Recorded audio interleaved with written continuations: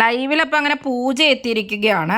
പൂജ ഇപ്പോൾ store room വഴിയായിരുന്നു വീട്ടിലേക്ക് എൻ്റർ ആയിട്ടുണ്ടായിരുന്നത്. ലിവിംഗ് റൂമിൽ ഒരു പെട്ടി കൊണ്ടുവന്ന് വെച്ചിട്ടുണ്ടായിരുന്നു. പക്ഷെ പെട്ടിയിൽ ആരും ഉണ്ടായിരുന്നില്ല. അങ്ങനെ പൂജ സ്റ്റോർ റൂം വഴിയാണ് വീട്ടിലേക്ക് വന്നിട്ടുണ്ട്.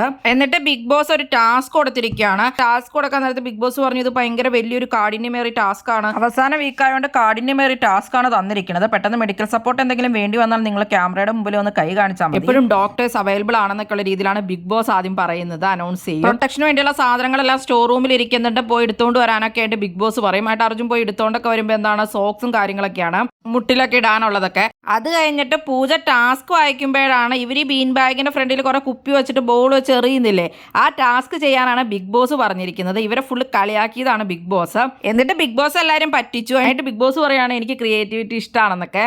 അങ്ങനെ ആ ടാസ്ക്കാണ് അപ്പോൾ ലൈവിൽ നടക്കുന്നത്. ബിഗ് ബോസിന് നല്ലൊരു ടാസ്ക് കൊടുക്കാൻ പോലും ഇല്ലാന്ന് തോന്നുന്നു എന്തൊക്കെയാണ്. പിന്നെ മോർണിംഗ് ലൈവിൽ യമുനയും ജാസ്മിനും സംസാരിക്കുന്നുണ്ടായിരുന്നു. അപ്പോൾ ഇങ്ങനെ എന്തിനാണ് ഒരാളെ കാത്തിരിക്കുന്നത് എന്നുള്ള രീതിയിലൊക്കെ യമുന ചോദിക്കുന്നുണ്ടായിരുന്നു.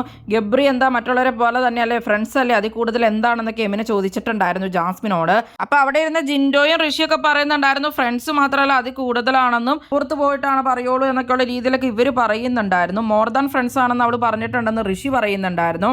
ഫ്രണ്ട്സിൽ കൂടുതലും ആയിരിക്കാം എന്നുള്ള രീതിയിലാണ് ജാസ്മിൻ പറയുന്നത്. ജാസ്മിൻ ഇപ്പൊ എപ്പോഴും ഗബ്രീനെ പ്രതീക്ഷിച്ചാണ് ഇരിക്കുന്നത്. യമുന അത് കഴിഞ്ഞിട്ട് ജാസ്മിനെ ഉപദേശിക്കുകയൊക്കെ ചെയ്തിട്ടുണ്ടായിരുന്നു. നിനക്ക് നല്ലൊരു ലൈഫ് പുറത്തുണ്ട്, നല്ല കഴിവുള്ള ആളാണ് നീ, ഇപ്പൊ അതുപോലെ നിൽക്കുക, അച്ഛനമ്മയൊക്കെ വന്ന് പറഞ്ഞതൊക്കെ നല്ലതിനല്ലേ എന്നൊക്കെ പറയുന്നുണ്ട്. അപ്പൊ ജാസ്മിൻ അതൊക്കെ അറിയാമെന്നൊക്കെ പറയുന്നുണ്ട്. യമുന അങ്ങനെ ഒരുപാട് നേരം ജാസ്മിനെ ഉപദേശിക്കുന്നുണ്ടായിരുന്നു. ബിഗ് ബോസ് അത് കഴിഞ്ഞിട്ട് പറയുന്നുണ്ടായിരുന്നു പുറത്തെ കാര്യങ്ങളൊന്നും പറയാൻ പാടില്ല എന്നൊക്കെ. ജാസ്മിൻ അപ്പൊ ക്ലോസ് ആയിട്ടുള്ള ഒരാൾ തന്നെയാണ് ഗബ്രി. അപ്പൊ പുറത്തുനിന്ന് ഗബ്രി വന്നു കഴിയുമ്പോൾ ജാസ്മിന് വലിയൊരു സപ്പോർട്ട് തന്നെ ആയിരിക്കും. അത് ജാസ്മിന് തുറന്നെല്ലാം സംസാരിക്കാനൊന്നും ഇപ്പൊ അങ്ങനെ അവിടെ ആരുമില്ല. അതുകൊണ്ട് തന്നെയാണ് ജാസ്മിൻ ഗബ്രീനെ വെയിറ്റ് ചെയ്തിരിക്കുന്നത്. പക്ഷെ ഒരേ ആയപ്പോൾ ജാസ്മിന് മിസൈലൊക്കെ കുറഞ്ഞിട്ടുണ്ടായിരുന്നു. പക്ഷെ ഇപ്പൊ വരാറായോണ്ടാണോന്ന് അറിയില്ല, ഇപ്പോഴും മിസ് ചെയ്യുവാണെന്നൊക്കെ പറയുന്നത്. എന്താണ് നിങ്ങൾക്ക് തോന്നുന്നത്?